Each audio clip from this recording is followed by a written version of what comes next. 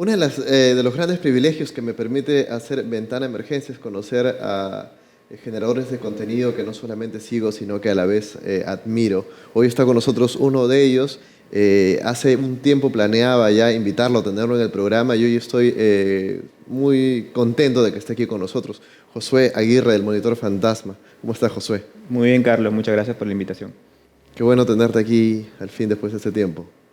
Y la gente de repente no lo sabe, pero nosotros nos juntamos hace un poco más de un mes y planificamos tener una reunión, una conversación, una entrevista y en ese momento, claro, yo te decía, esperemos un poco, que se va a ver mejor dentro de un mes y creo que cumplí con No, eso. no, es verdad, es verdad. Por ese momento creo que tú estabas grabando aún en tu casa, ¿no? De una Sí, forma un poco más espontánea, ¿no? De hecho, me ha sorprendido cuando he venido aquí, he visto este estudio, me ha parecido todo muy profesional, muy bonito, ¿no? Qué bueno, estamos Felicitaciones. felices nosotros, feliz yo y felices nosotros de tenerte aquí en acción y tratar de que eso también se vea favorecido por apuestas que le den cabida a iniciativas como las tuyas, ¿no? ¿Cuánto tiempo tienes tú en el Monitor Fantasma? 4 años. 4 años, y en los 4 años has tenido un crecimiento importante, ¿no? Me decías que ahora tienes casi 400.000 suscriptores. Así es. Casi ya estamos llegando a los 400.000, estoy por 390 y algo y espero pues a fin de mes o principios de diciembre llegar a los 400.000.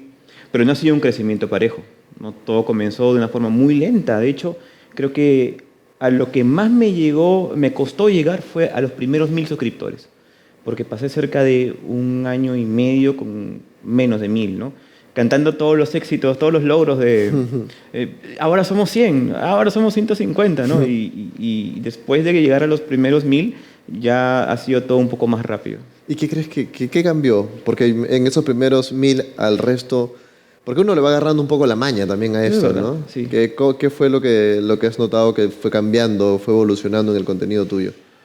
Yo creo que aprender un poco más la técnica, ¿no? Porque mucha gente que no sabe mucho de la producción en YouTube puede llegar a creer de que uno en la plataforma simplemente se pone una cámara y comienza a grabar de lo que se le ocurre. En un principio yo también pensé que eso era lo que tenía que hacer, pero poco a poco me di cuenta de que la clave iba más por el contenido especializado, por hablar más de una cosa, de que la gente te identifique con un tema. Entonces, eso fue una de las primeras cosas que me hizo crecer. Y lo siguiente ya tiene que ver con un poco más de la técnica, conseguir mejor cámara, mejores micrófonos y también desarrollar más la parte actoral, ¿no? Porque mucha gente, de hecho me lo decían de frente, no tienes carisma. Sí, claro. Me decía, eres muy serio, no tienes expresión. Y todas esas cosas después yo fui un poco mejorándolas, ¿no? Tienes un histrionismo ahora, ¿no? Un poco en más. tus presentaciones, sí. Sí, tú puedes ver un antes y un después en mis primeros videos. En mis primeros videos yo me acuerdo que era muy de hablar de frente a la cámara y decir, y la literatura es importante porque... Y era todo un robot, ¿no? No movía nada. En cambio ahora ya un poco más gesticulo, hago cosas que creo que invitan a la gente, ¿no? Decía, este pata es más buena onda. Pero antes no, antes era un poco más cerrado y así. Y la gente me lo decía, como te repito, me lo decía directamente. Una de las cosas que a mí me llamó la atención cuando te conocí además es que en una conversación de amigos siento que eres más tímido de lo que eres en pantalla, digamos, pantalla por decir algún término para estar en los videos. Como si ya la estructura del video de YouTube, la cámara del generador de contenido ya se ha vuelto amiga tuya. Claro. Ya te sientes más en confianza haciendo tus videos. ¿Cuánto cuesta esto? Bastante, bastante.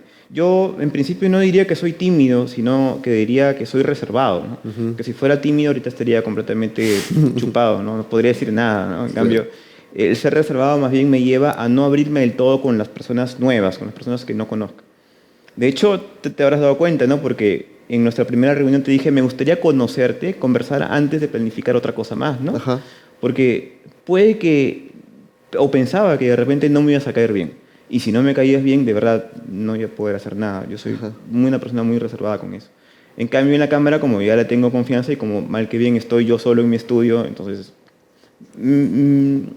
puedo desarrollarme más, ¿no? Me siento más en confianza. Me alegra que te haya caído bien, o al menos lo suficiente como para haber pasado esta segunda etapa. Porque hemos compartido muchas cosas, ¿no? Y Sí, me ha hecho cosas con las que también yo me siento identificado. Y me interesa mucho algunos puntos que has dicho porque, Claro, es parte de este proceso de aprendizaje en la realización de videos de YouTube. Tiene un antecedente, que yo había investigado un poco la historia tuya y, por ejemplo, alguna vez leí o tuve la oportunidad de conocer que tú habías tenido en tu momento la iniciativa de hacer como una suerte de tu propia editorial e impulsar a partir de ello tus contenidos que tú considerabas pues, adecuados, apropiados, porque además tú tienes una faceta de escritor que de repente no todos la conocen con la misma cotidianidad con la que conocen, por ejemplo, tus videos. Cuéntame un poco de eso, ¿no? De cómo es remar también en esa otra faceta. Sí, es una faceta que lamentablemente he dejado un poco de lado una vez que he comenzado a trabajar profesionalmente en YouTube, pero la llevaba antes de mi carrera de youtuber, lo cual es un poco paradójico, porque ahora los youtubers, o lo que es propio del youtuber, es después de su canal de YouTube, escribir un libro, aunque no sean escritores, ¿no? Aunque no sean libros tampoco. Y aunque no sean libros, o que tengan un valor literario, ¿no? Ajá. En cambio, yo escribía antes de ser youtuber, ¿no? Y creo, modestia aparte, que escribía bien. De hecho, era un mal youtuber que escribía bien. Ahora, bueno, he abandonado un poquito la faceta de ser escritor. Y además o sea, no era una cuestión de escritos científicos particularmente, sino eran más novelas. Era literatura. Era literatura. Yo antes del canal publiqué 4 libros. Ajá. Había publicado 2 libros de cuentos, una novela y un libro que yo digo que son 4 cuentos, pero la gente lo suele agrupar como si fuera una novela, que era una historia de detectives. Un detective que eran 4 casos en un libro y lo presenté así tal cual. Se llamaba Las aventuras del Chico Fleitas. Y aún tengo ejemplares de ese libro. De hecho, cuando he tenido presentaciones en otras ciudades o en otros países he llevado ese libro. Pero es un libro antiguo. Es el último libro que publiqué y lo publiqué en el año 2012. Entonces mucha gente como que no entiende de que sea un libro tan antiguo y lo esté presentando como youtuber, ¿no? Sí. Han pasado 6 años. Y además este libro, decías también alguna vez tú, que combina el lado detectivesco un poco, pero también con un poco de humor, ¿no? Eso es de alguna manera un reflejo tuyo, una persona que investiga, que tiene mucha curiosidad, avidez por aprender, pero a la vez también la pasa bien mientras lo hace. En cierta forma sí, pero más que todo describía en ese libro un personaje despistado, así como también creo ser yo. O sea, que a veces se me van las cosas, me olvidan, confundo datos, ¿no? Y así. ¿Y eso crees tú que te tiene en esa faceta que mencionabas, la literatura? Me interesaba también porque había un proceso de autogestión ahí, ¿no? Porque hay una manera que es, bueno, voy por editoriales y hay otra que es, yo hago la propia. Lo que pasa es que eso tiene que ver con vivir en provincia, ¿no? Donde hay algunos temas que no están muy desarrollados. El mercado editorial en provincia siempre es muy reducido.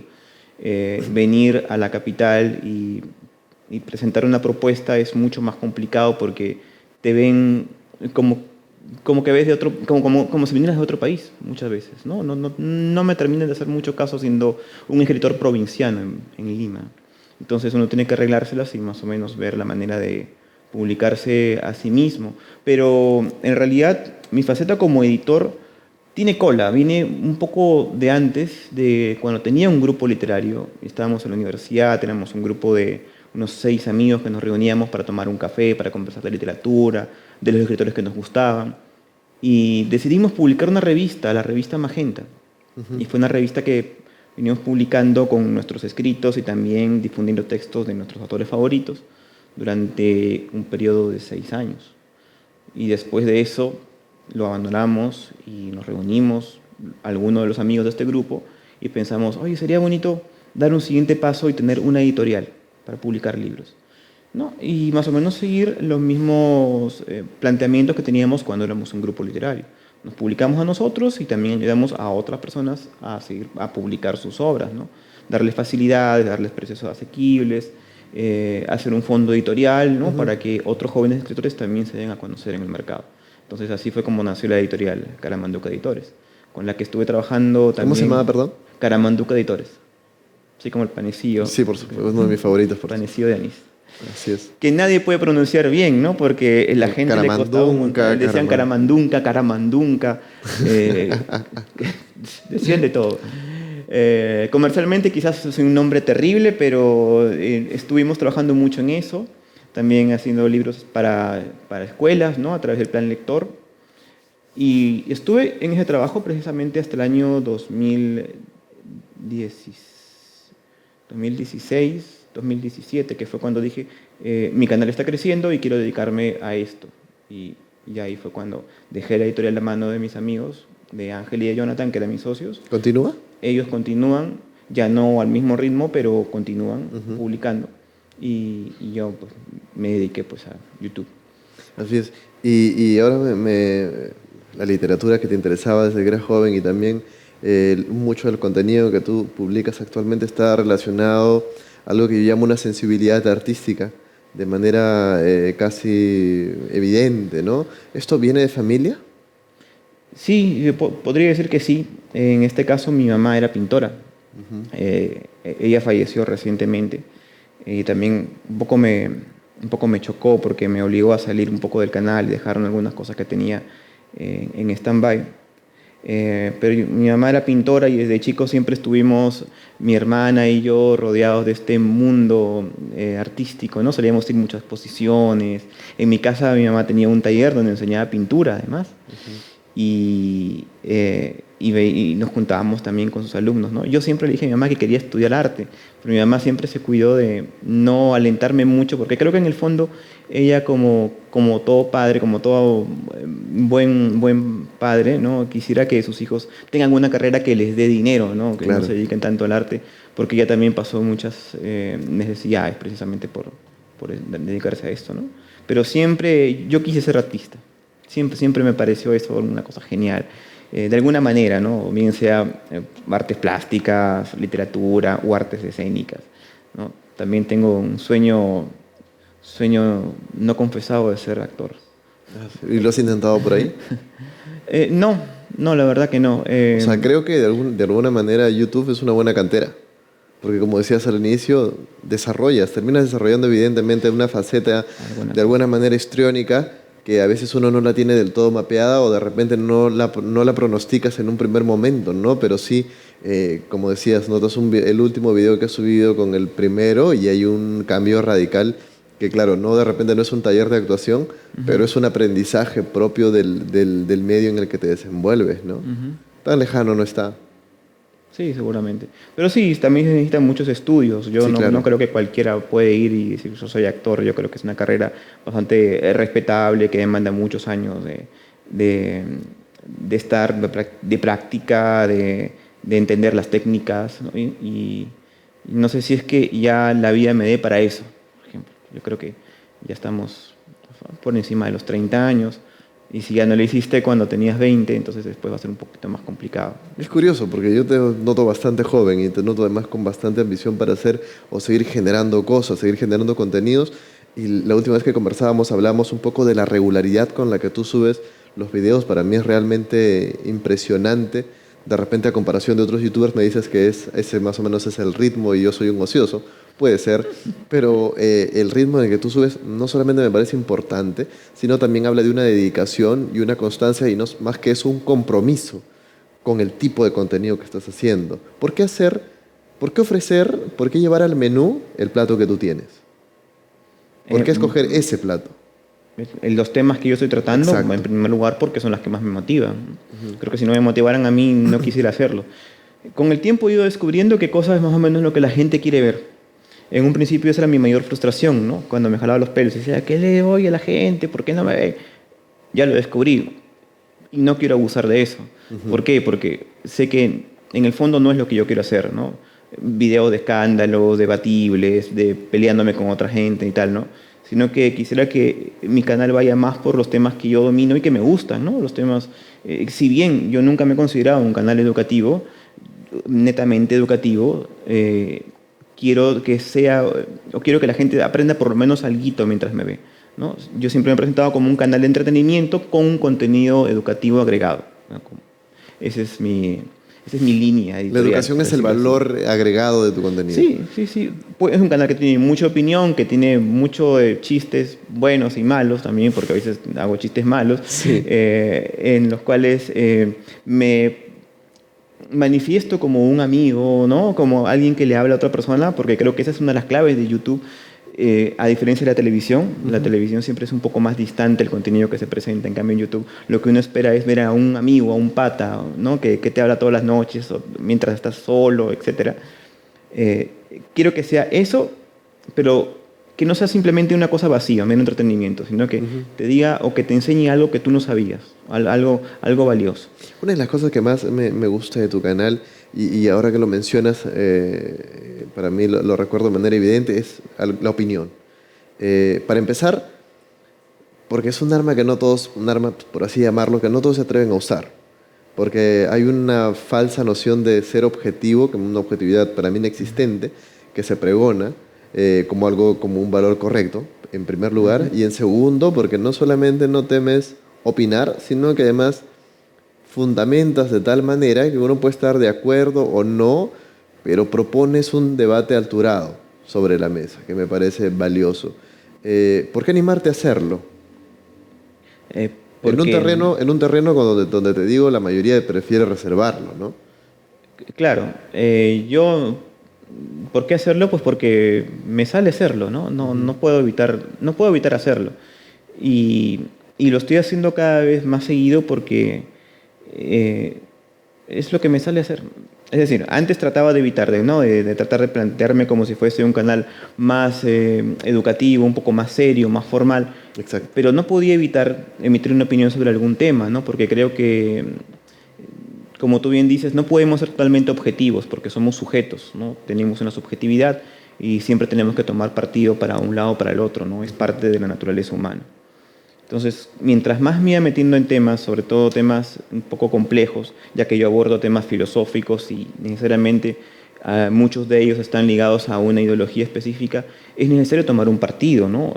Para que no mostrar las cosas al champú, a ver, mira, esto es y ya ve tú con lo que te quedas, sino más o menos decirles a las personas, esto a mí no me parece que funcione, esto nos ha traído consecuencias desastrosas. Sí. Entonces, Y eso te ha generado comentarios de diversa eso me ha comenzado categoría. a generar muchos comentarios. Y la gente fue la primera que se dio cuenta a través de los comentarios, porque yo sí los leo, trato de leer todos los comentarios que puedo, porque es un feedback muy interesante. Y me decían, ay, tú opinas un montón. Y me decían mucha gente, tu contenido ya no es educativo, es solamente de opinión. Y yo le digo, no es verdad. No. Mi contenido es un contenido de entretenimiento, ¿no? Donde trato de dar valor educativo agregado, pero también voy a manifestar mi opinión. Y por eso comencé a poner una nota al inicio, antes claro. de los inicios de los videos diciendo que era un canal de entretenimiento, o sea, lo que te estoy diciendo, ¿no? ¿Y te afectan los comentarios? La verdad creo que mientras más me he sincerado, la gente lo toma mejor. Yo creo que la gente se lo tomaría mal si es que se lo tratara de ocultar. O sea, esto es un canal educativo y solamente te voy a enseñar a, qué sé yo, si estamos hablando de la filosofía de Descartes, voy a hablarte de la filosofía de Descartes. Y sin embargo, opino. Entonces, en ese sentido, la gente creo que sí se lo tomaría mal porque lo que esperaría sería una clase, una cátedra, una clase universitaria, ¿no? Más que un sujeto que opina sobre el tema, desbarata cuestiones, lo relaciona con el presente, con, qué sé yo, algún gobernante corrupto y así, ¿no? Entonces, eso es lo que hago yo, ¿no? Y como generador de contenido es inevitable, vamos, uno no es una isla, vives en un ecosistema, por así decirlo, entre los que hay peruanos e internacionales. Centrándonos un poco en este universo que es YouTube Perú, o los generadores de contenidos de Perú, ¿cuáles son tus impresiones? Porque es inevitable, puedes también estar, de alguna manera eres parte de, ¿no? Sí. Yo creo que Perú ha sido un país donde uno de los países donde más ha demorado en entrar YouTube. Claro, hay países donde ha demorado aún más, pero nos hemos demorado mucho en entrar en principio porque no teníamos la capacidad tecnológica de acceder al contenido. Recién hace un par de años se ha vuelto los precios más asequibles del Internet móvil. La 4G ha entrado relativamente hace poco. Entonces, antes del 2017 era muy complicado que la gente viera videos en YouTube en sus celulares, por ejemplo.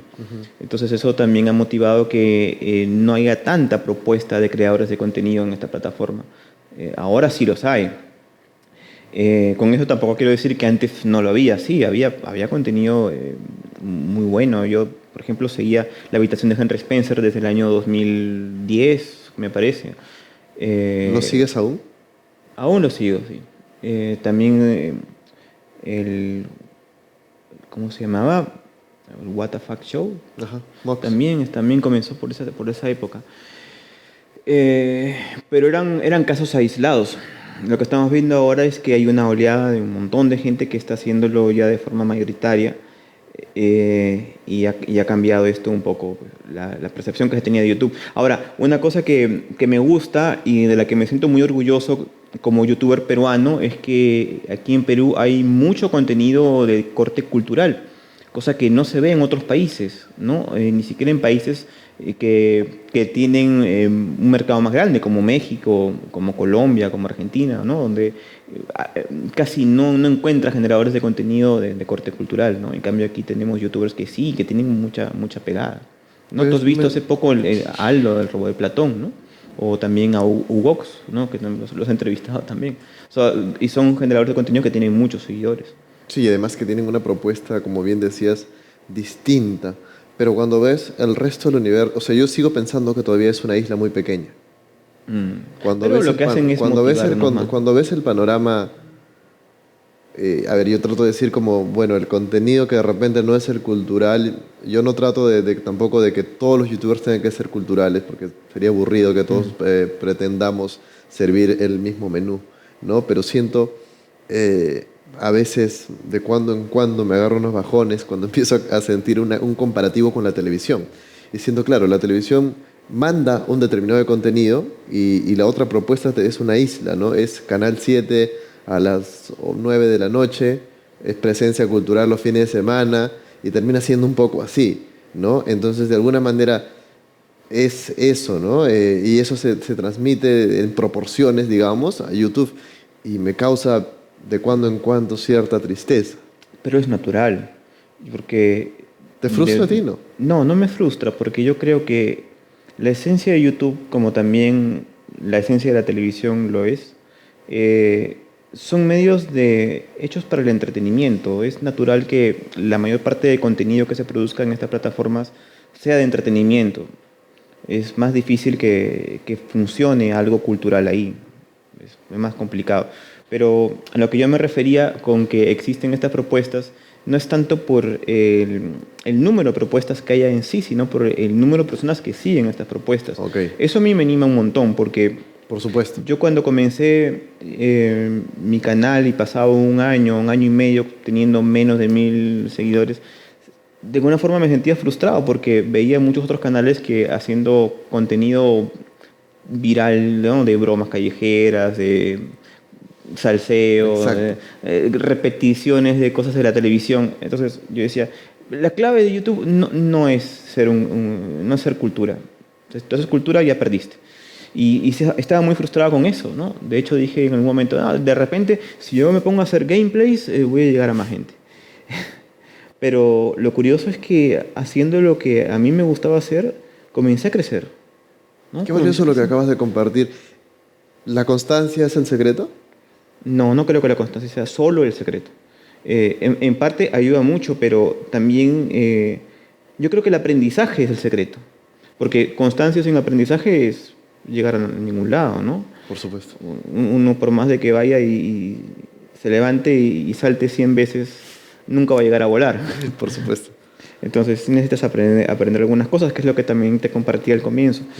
Lo que me ayudó creo que a crecer fue precisamente aprender la técnica de YouTube, ¿no? Tratar de ser un poco más expresivo, mejorar la edición, mejorar las cámaras, mejorar el sonido, aprender más, ¿no? Porque también yo creo que soy una persona que va aprendiendo.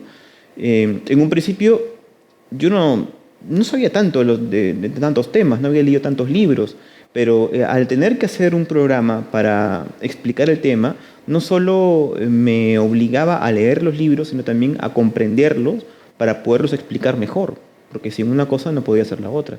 Entonces, creo que hay un crecimiento que más que la constancia responde al aprendizaje. Y con todo esto y los seguidores que tienes y lo que has cultivado y tú viviendo en Piura, yo pues de repente ingenuamente podría pensar, wow, en Piura Josué debe ser una celebridad. Nadie ¿no? me conoce. Nadie. Es decir, me reconocen alguna que otra persona si me ven en algún café y se toman una foto conmigo, pero me refiero a que en algún momento es una cuestión tan sencilla como ir a pedir un auspicio a un local, ¿no? Para poder hacer una grabación o algo. ¿Y tú quién eres? No, te dicen, no, mira, soy un monitor fantasma, tengo un montón de seguidores. Y le muestro el celular. Y dije, ¿quién serás? ¿No? O sea, cuestiones así, como que mayoritariamente no me conocen mucho. Es que mi público no es mayoritariamente peruano. ¿De dónde es? Es más, mayoritariamente es mexicano mi público. Ahora, si Me juntamos, contaba eso también Aldo. suele ser así. Porque decías, claro, hay una gran cantidad de seguidores de ustedes, pero no son la mayoritariamente peruanos. No son mayoritariamente peruanos. ¿No? Si sumas de todos los países frente a Perú, el número de seguidores de Perú es del 20% con respecto a todos los demás países juntos. Y eso es una de las peculiaridades que tiene el Internet, ¿no? Porque Sí, claro. como tiene una difusión global, pues, más, el público está siempre aislado, está en diferentes partes, no está concentrado en un solo lugar. Y por eso es que Pero eso no en se mi propia distancia ciudad casi nadie me conoce. no se distancia es un poco de lo que me decías hace un momento, que es que en Perú hay suscriptores, amplios suscriptores para este tipo de contenidos, porque al final tú los estás encontrando fuera. Y Aldo me decía que también los encuentra afuera. No son de alguna manera profetas en su propia tierra, por así decirlo, ¿no? Sí, bueno, creo que no me expliqué muy bien. Me refería a las propuestas que nacen dentro de Perú. Me refiero Ok. a mi canal, al canal de Aldo, al canal de U. Me refería a eso, ¿no?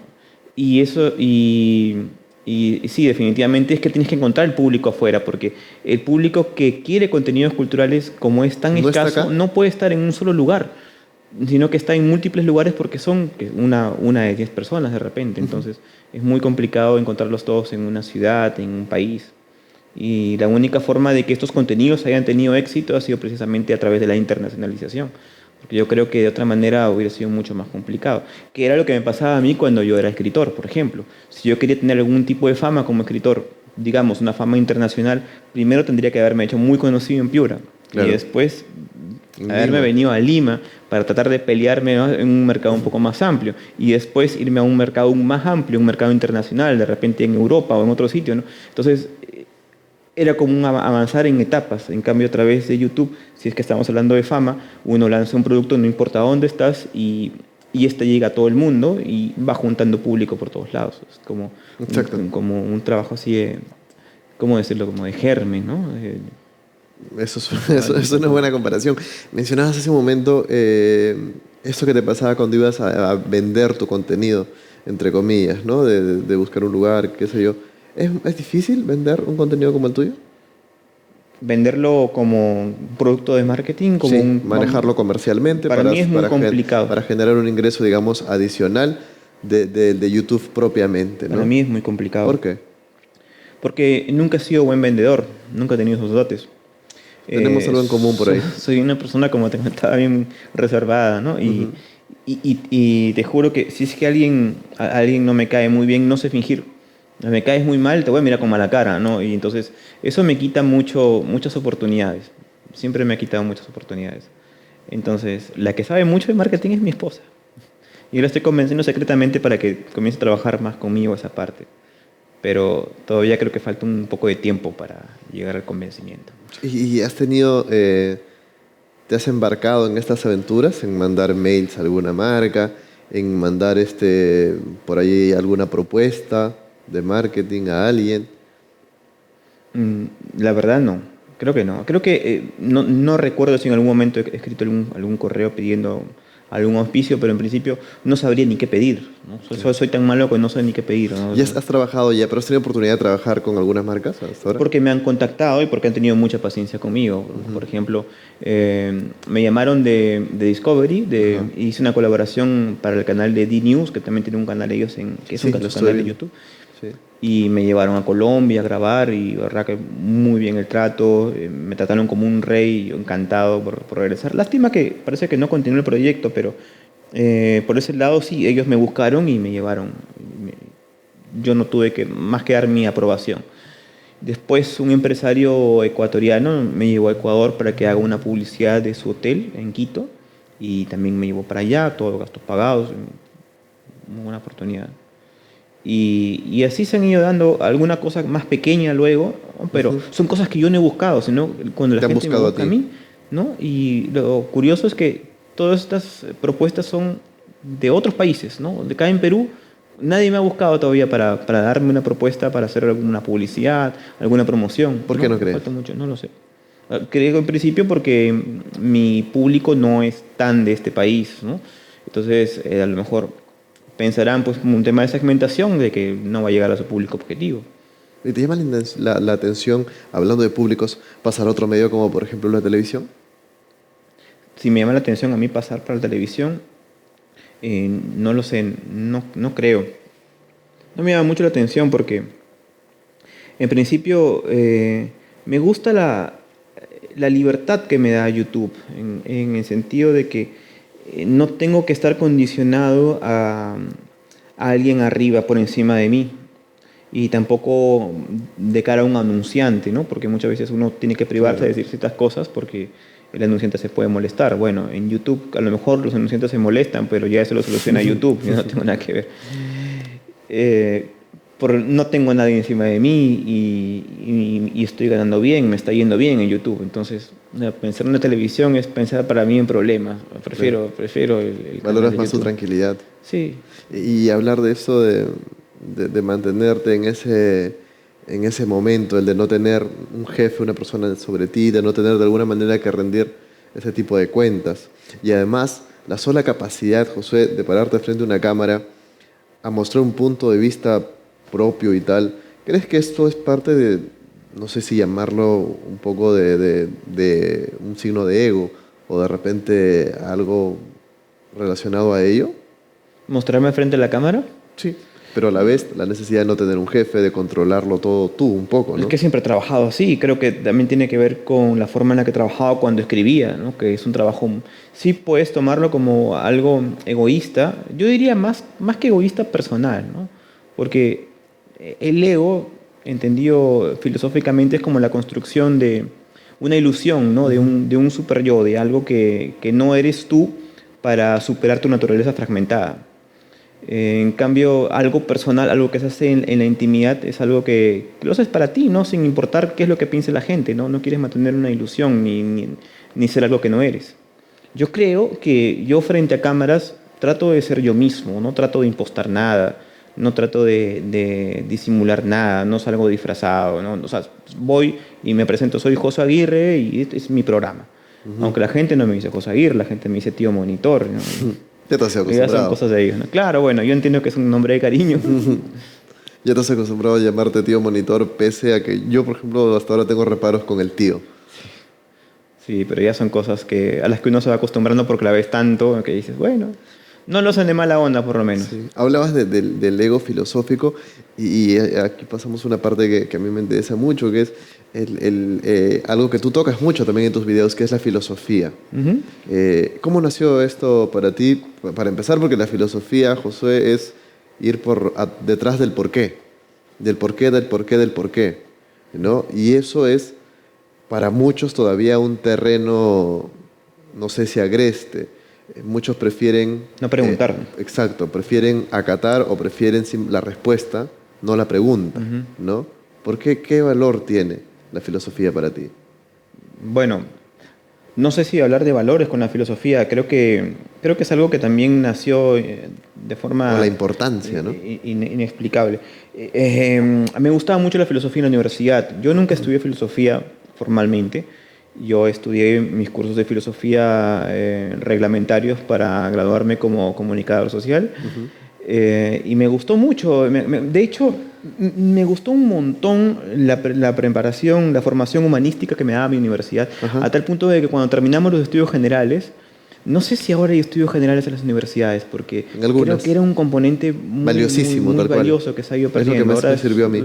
Sí, ahora se han vuelto más técnicas las universidades, pero en su momento tenían Y eso ese contenido. está muy ligado, porque el hecho de que tenga un valor más importante o que se le dé más valor a lo técnico, tiene que ver con el origen un poco de la pregunta que te decía, ¿no? De obviar el por qué y al contrario ejecutar.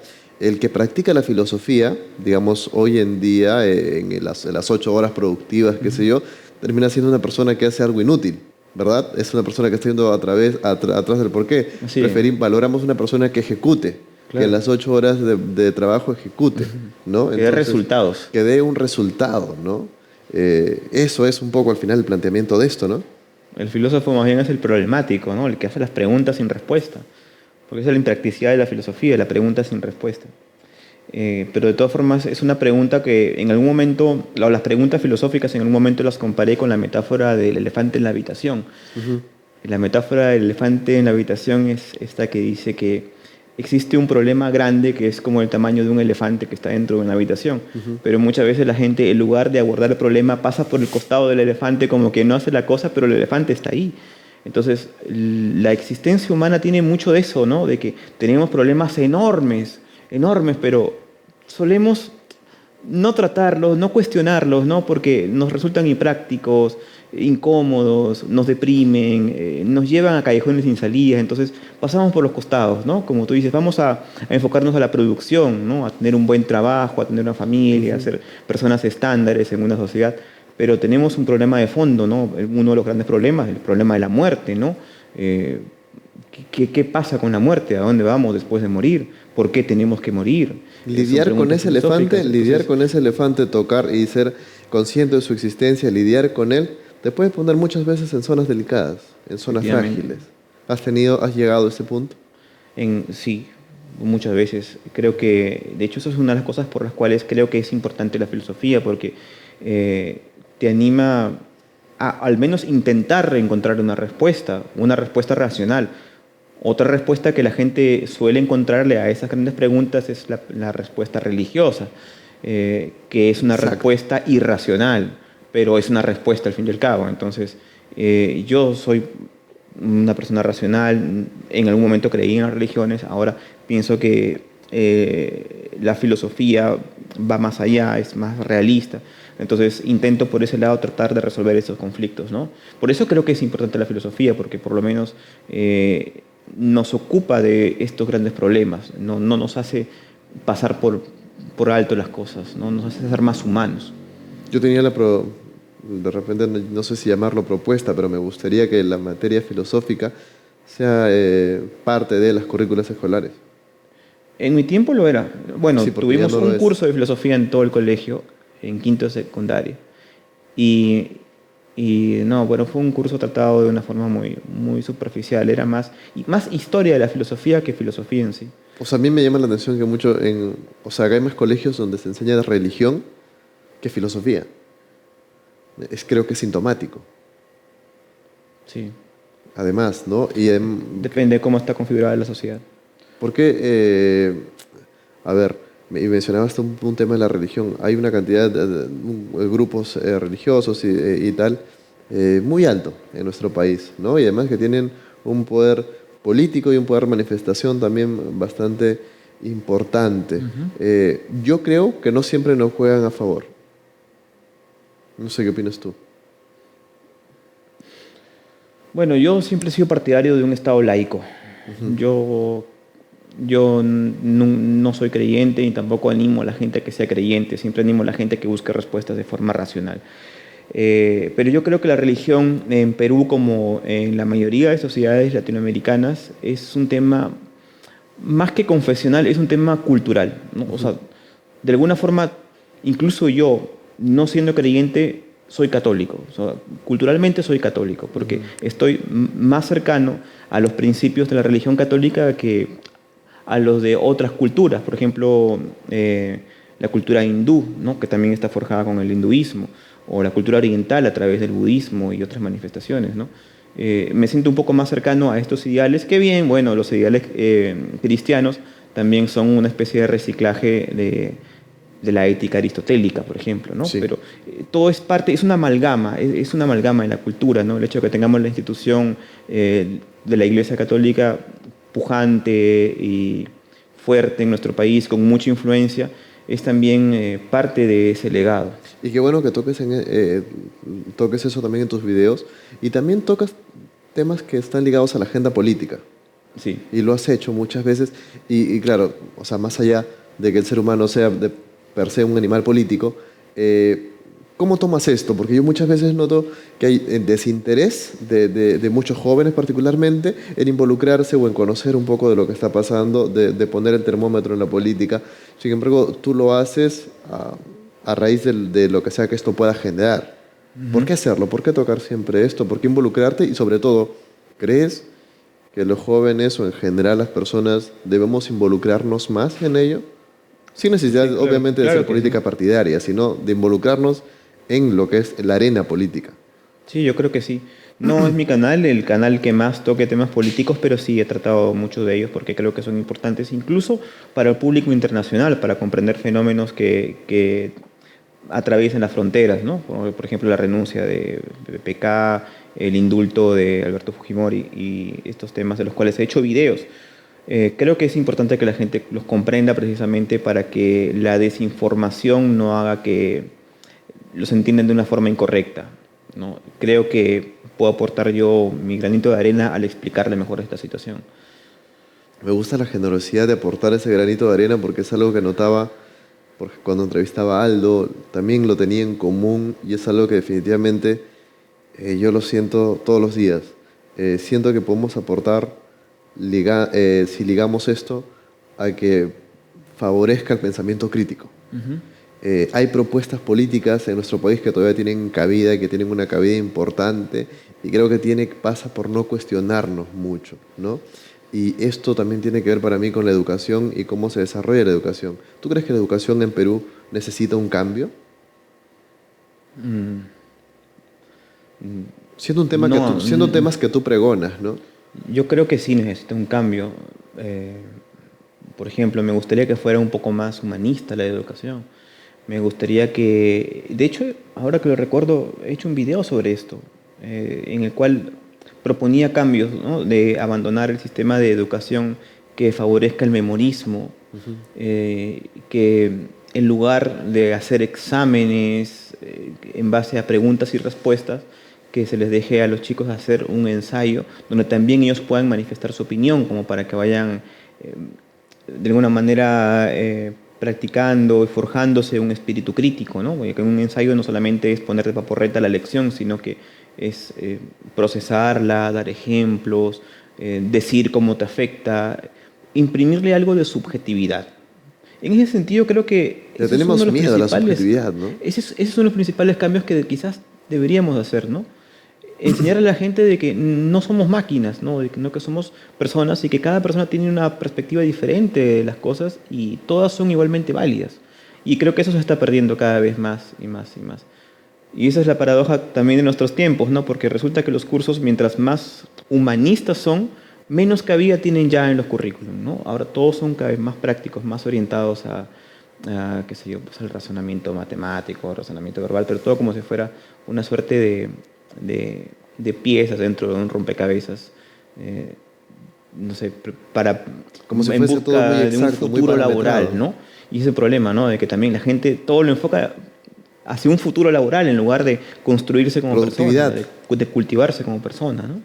¿Por qué vivimos como obsesionados con esta productividad, con el salario, con estudiar la carrera más rentable, con conseguir el mejor trabajo, y empiezas a trabajar y conseguir el ascenso, y conseguir el ascenso es conseguir el mejor sueldo, y conseguir el mejor sueldo es endeudarte para la casa o para el bien que tú creas conveniente, y se te pasaron 50 años?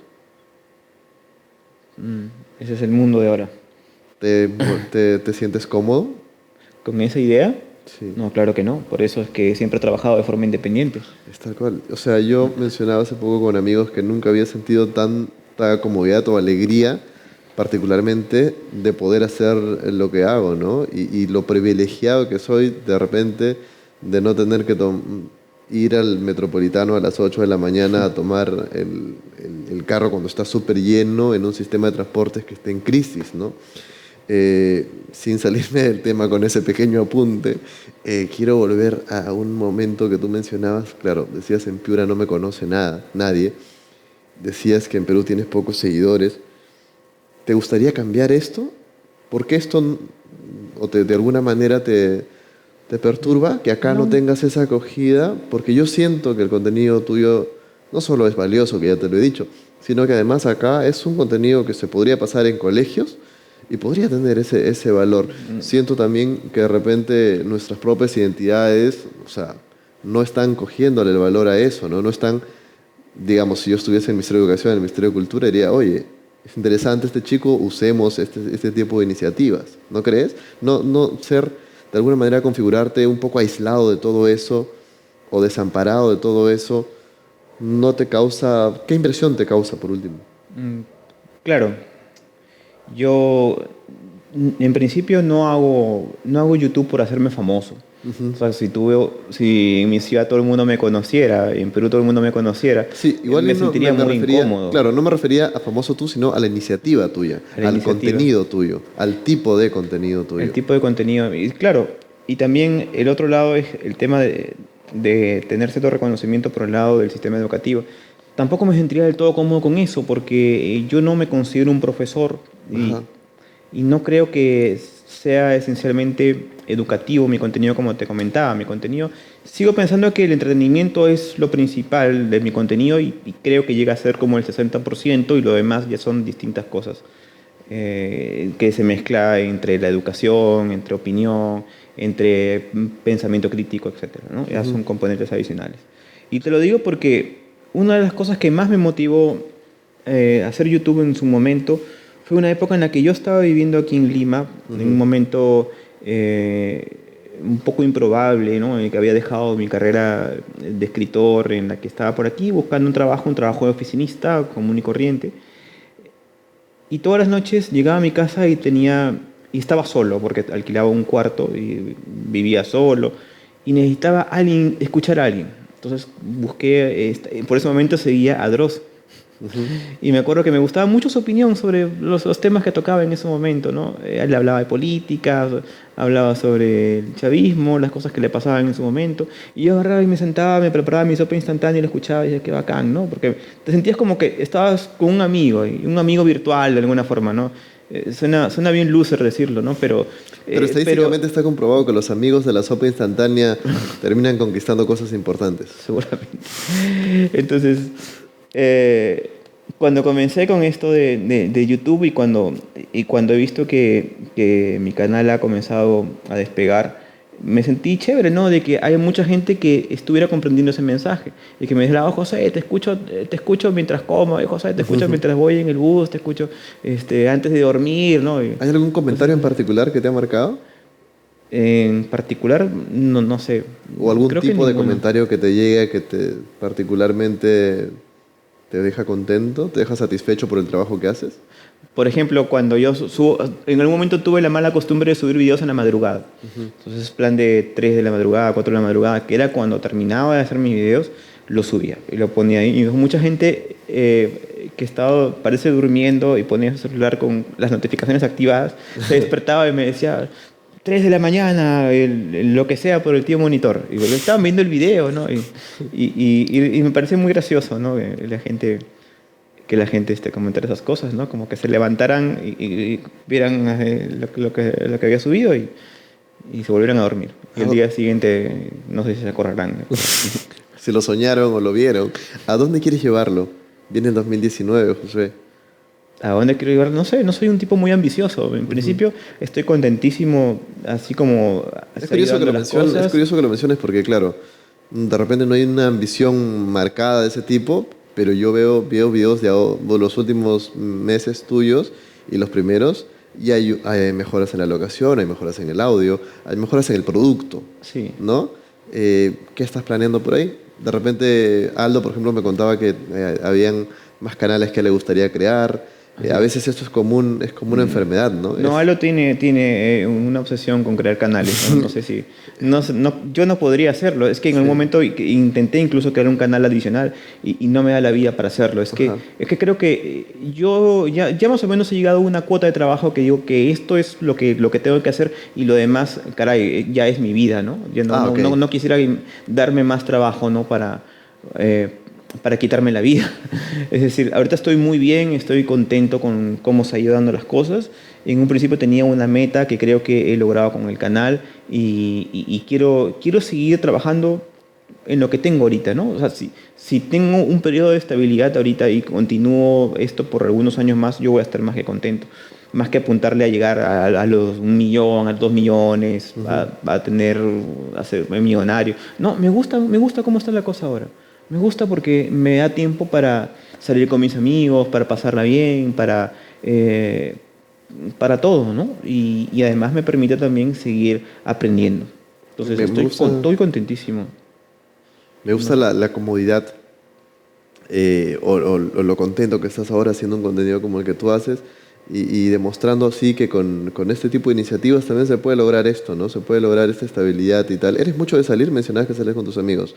¿Cómo es un poco la vida privada tuya sin caer tampoco en entrometerme, ¿no? Pero me gustaría saber un poco cómo es ese otro lado tuyo, ese lado privado de Josué Aguirre. Bastante usual, ¿eh? Yo tengo un grupo de amigos con los que nos reunimos 2 veces por semana, salimos a jugar básquetbol y después vamos a tomarnos unos tragos, a veces jugamos cartas y listo, luego todo el mundo a su casa, teniendo en cuenta de que ya la mayoría estamos casados y tenemos una vida en familia. ¿Cuánto tiempo tienes de casado? 2 años. Sí. 2 años y unos meses más. ¿Te sientes todavía cómodo en Piura? ¿En Piura? Sí. ¿O has pensado de repente mudarte? Siempre he pensado en mudarme porque Piura tiene muchas limitaciones en técnicas y también con respecto, digamos, a la cobertura mediática tradicional también es muy limitada porque cada vez que necesito, qué sé yo, hacer un poco más de difusión sobre mi trabajo aquí en Perú, tengo que venirme a Lima, ¿no? para ver alguna entrevista, alguna cosa. Entonces, siempre tengo que venirme a Lima por todo, para ver algún asunto técnico, para ver alguna entrevista, ¿no? Si me quedo solamente en Piura, se queda estancada un poco la cuestión. Y también pues porque la vida cultural en otras ciudades es mucho más rica que en Piura. Lamentablemente está un poco detenido el tema cultural en Piura y es una pena porque ciudades cercanas como Trujillo difunden mucho más el arte, la cultura que la misma ciudad, ¿no? Pero por el lado de mis amigos, de mi familia que vive ahí, la estoy pasando, ¿no? Me siento más o menos con una comodidad, pero que en un futuro creo que voy a terminar por mudarme, ¿no? No sé si de repente aquí a Lima o a otro país, pero eso todavía lo vamos a ver en un futuro más o menos lejano. Claro, igual me da gusto que estés en esta etapa cómoda, como te lo decía, pero también me da gusto, de alguna manera la impresión que me deja esta conversación es que te encuentro resuelto. Y claro, dentro de lo que se puede, me imagino que en el camino, en este largo camino que estás en un punto de tranquilidad y me da gusto y lo aplaudo porque creo que de alguna manera no sé, de repente decir un ejemplo a veces es ambicioso, pero decir que es un modelo importante creo que es un término apropiado. Antes de empezar a grabar me preguntaba si esto dura media hora y yo te dije que podía durar mucho más y yo esperaba no aburrirte. Hemos llegado a ser casi 1 hora y estoy muy feliz de tenerte por acá. Se me pasaba también el tiempo rapidísimo. Josué, espero que luego podamos hacer una segunda parte y veamos pues a dónde llegó finalmente el Monitor Fantasma edición 2019. Yo encantado de venir aquí cuantas veces tú quieras. Venimos y conversamos, no hay ningún problema. De verdad, se me había pasado el tiempo muy rápido, ¿no? Me pensé que habíamos hablado 15 minutos o algo así, ¿no? Perfecto, Josué. Tienes acá también gente que sigue tu trabajo, yo principalmente. Felices nosotros de haberte tenido aquí en acción, aquí en Ventana de Emergencia. Le voy a pedir a la gente un aplauso para ti. Muchas gracias. Gracias.